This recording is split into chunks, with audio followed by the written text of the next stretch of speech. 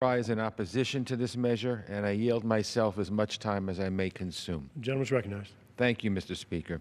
Mr. Speaker, I just walked here from our hearing room where the Foreign Affairs Committee marked up 13 measures. We had a committee meeting this morning. Some were written by Republicans, some by Democrats. When these bills and resolutions were first introduced, a lot of members had questions and concerns.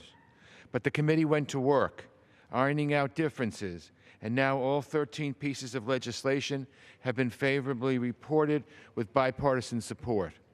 That's how our committee works.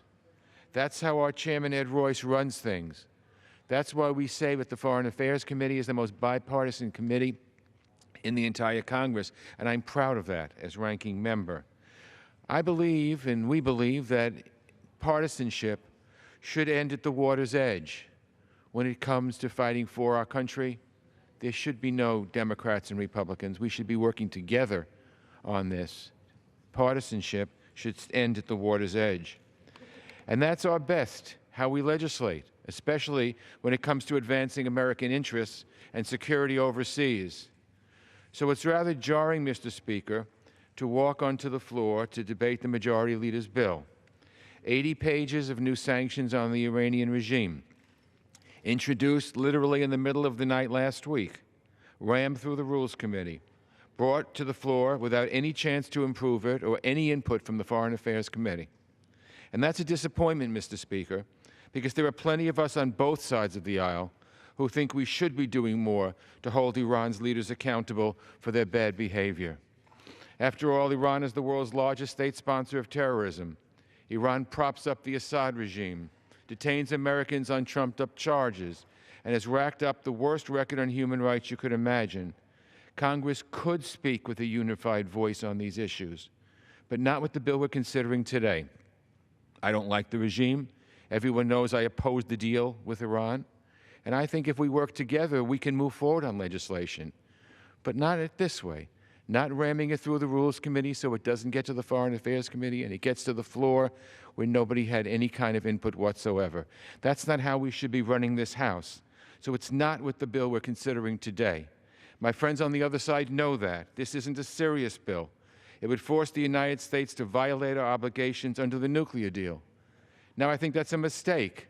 As I said before, I opposed the Iran nuclear deal, but I was on the losing side of that debate. We shouldn't relitigate this issue.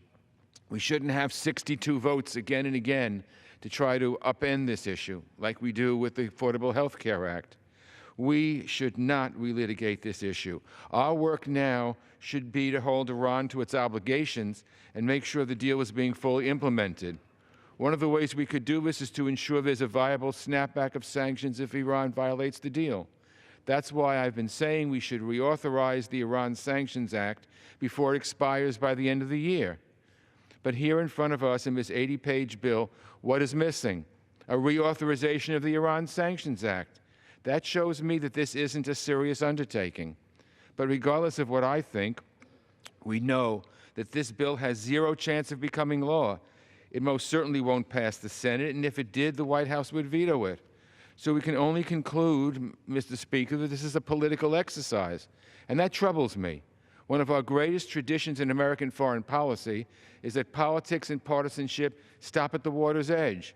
That principle has been especially true in the way Congress has dealt with Iran in recent years. That principle has guided our work on the Foreign Affairs Committee. Maybe that's why the Foreign Affairs Committee was cut out of this process. We've avoided letting foreign policy turn into everyday politics. But make no mistake, what we're doing today is politics, plain and simple. I worry about that precedent. I worry about what it means when Iran sees us playing politics with global security, when Iran's leaders see us engage in political grandstanding instead of serious policy making. I also worry about what it means for the Foreign Affairs Committee. Our committee's jurisdiction gives us oversight of diplomacy, development, foreign assistance, war powers. Yet here we are debating a major sanctions bill that never passed through the doors of our committee room. Yesterday, the House voted on another Iran bill that completely bypassed our committee as well. The House just approved a Defense Authorization Act that includes dozens of provisions that fall within the jurisdiction of the Foreign Affairs Committee. Who knows how many foreign policy riders will find their way into our spending bills this year?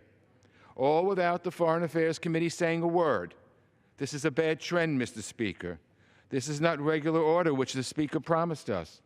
By the way, I wonder what our friends in the Freedom Caucus and Liberty Caucus have to say about the process that got this bill to the floor. I wonder what happened to the Speaker's commitment to regular order that put the gavel in his hands in the first place. I didn't see a lot of concern over regular order as this bill was being rushed through the Rules Committee. So we have a legislative process that cut out the most experienced legislators on this issue. We have an important foreign policy concern turned into a political football. We have a bill that has no chance of becoming law. I'm starting to think this has something to do with the calendar. Today, when we finish our business, members will rush to the exits. But next week, many of my friends on the other side will descend on Cleveland for their convention. Now, let me say a bit with tongue-in-cheek that I sympathize with my friends on the other side. Their standard bearer has some pretty unusual ideas about foreign policy. He thinks more countries should get nuclear weapons. He wants to withdraw from our alliances. He thinks we ought to be neutral in the Israeli-Palestinian conflict and start a trade war with China. He looks to people like Vladimir Putin, Kim Jong-un, and Saddam Hussein as apparent role models. If I were in the majority's shoes, I'd want to change the conversation too. But this bill's the wrong way to do it. This bill doesn't make the majority appear strong on foreign policy. It only makes Congress appear to be divided on issues on which we cannot afford division. This bill weakens us as a Congress when Congress should be finding ways to make Americans safer. I oppose this measure. I urge my colleagues to do the same, and I reserve the balance of my time. Gentleman from New York, reserve.